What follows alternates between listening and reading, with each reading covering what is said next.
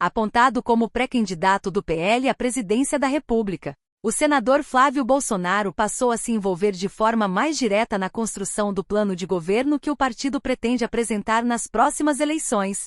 Embora o PL já esteja há cerca de 6 meses debatendo diretrizes para um eventual projeto presidencial, a definição do nome de Flávio, respaldada pelo ex-presidente Jair Bolsonaro, fez com que o senador assumisse papel mais ativo na triagem e no direcionamento das propostas que poderão, de fato, integrar o programa oficial. Cautela para evitar desgaste. Nos bastidores, a orientação é avançar com prudência. Aliados defendem que propostas sensíveis sejam tratadas com cuidado para não gerar ruídos políticos prematuros. Um exemplo frequentemente lembrado é a eleição de 2014, quando Marina Silva incluiu em seu plano de governo a proposta de independência do Banco Central. À época, o tema foi explorado pelo PT durante a disputa contra Dilma Rousseff, provocando desgaste na campanha. Por isso, a estratégia atual é amadurecer os conceitos antes de formalizá-los no documento final. Economia no centro das discussões. O eixo econômico é coordenado pelo senador Rogério Marinho, secretário-geral do PL. Dentro desse núcleo, alguns princípios já começam a aparecer em discursos públicos de Flávio. Entre eles está a defesa da redução do tamanho do Estado como caminho para diminuir impostos e estimular a atividade econômica. O pré-candidato passou a usar a expressão tesouraço para definir essa diretriz.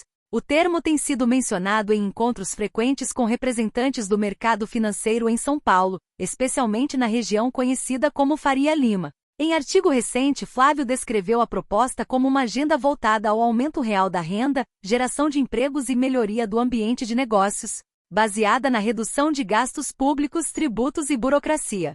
Segundo ele, esse movimento abriria espaço para juros mais baixos e maior dinamismo econômico. Continuidade do modelo liberal. A linha retórica lembra a condução econômica do governo Bolsonaro, quando o Ministério da Economia era comandado por Paulo Guedes. Durante aquele período, houve redução de tributos como o IPI, medida que foi apresentada como resultado do controle de despesas. No entanto, propostas mais profundas de ajuste fiscal, como a desvinculação do salário mínimo de benefícios sociais, chegaram a ser discutidas, mas não avançaram entre 2019 e 2022. Aliados reconhecem que o conceito de tesouraço ainda é genérico e deverá passar por ajustes ao longo dos próximos meses. A intenção é diferenciar uma agenda liberal de corte de gastos da visão atribuída ao PT, que defende maior atuação estatal na economia. Possíveis nomes para a equipe econômica.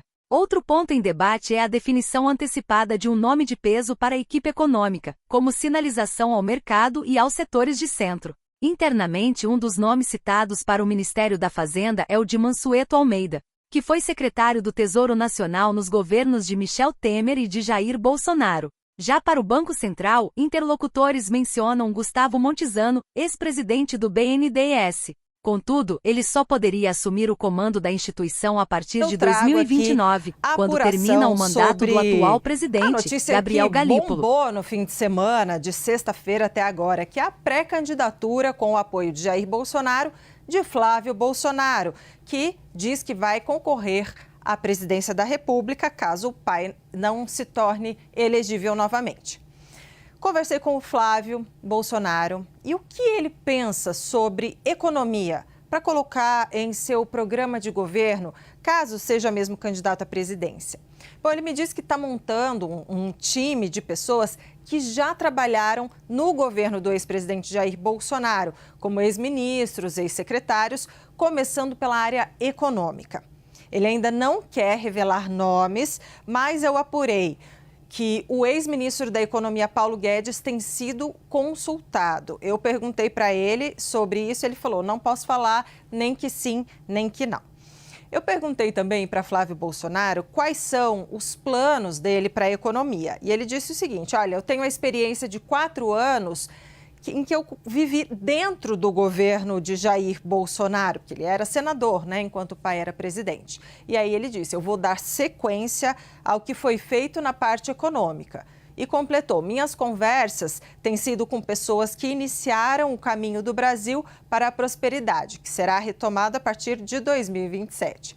Aí eu só trago aqui para vocês, como ele diz que vai fazer repetir, né, adotar, readotar, retomar o que foi feito durante o governo Bolsonaro, eu separei aqui umas pílulas para a gente lembrar um pouco o que aconteceu no governo Bolsonaro, lembrando que foi durante o mandato dele que aconteceu a pandemia de Covid-19. Vamos lá. Na gestão Bolsonaro foi criado um super Ministério da Economia, liderado justamente por Paulo Guedes, que fagocitou, inclusive, a pasta do Planejamento e Orçamento. Então, ficou um ministério gigantesco chamado de Ministério da Economia. Nesse mandato de 2019 a 2022, foi aprovada a reforma da Previdência, uma reforma estrutural muito importante também na área econômica. E também foi aprovada a autonomia do Banco Central. Durante a pandemia de Covid-19, o governo de Jair Bolsonaro abriu os cofres e lançou o auxílio emergencial, que chegou ao pagamento de R$ 600 aos mais pobres.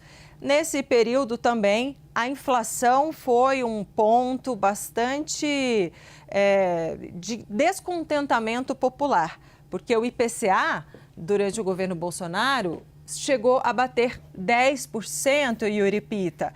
Então é interessante, né? Porque, olha, eu já vi o Flávio Bolsonaro, na entrevista que ele deu para a Record ontem, dizendo muito sobre segurança pública.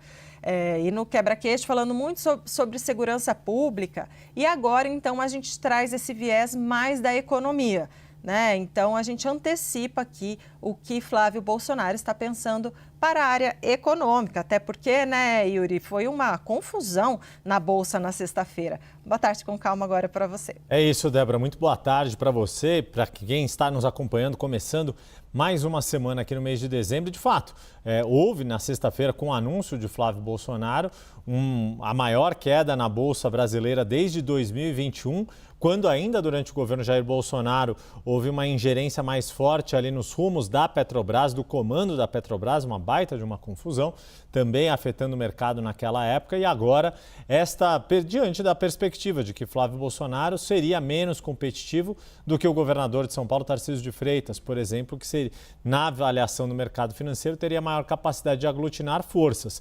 Por isso que, além de trazer, sair do discurso da segurança pública, que a gente veio mostrando ao longo do mês de novembro, era o primeiro impulso para dar mais capilaridade, mais conhecimento e protagonismo ao nome do senador Flávio Bolsonaro, isso por medição em redes sociais, medição em pesquisas de opinião.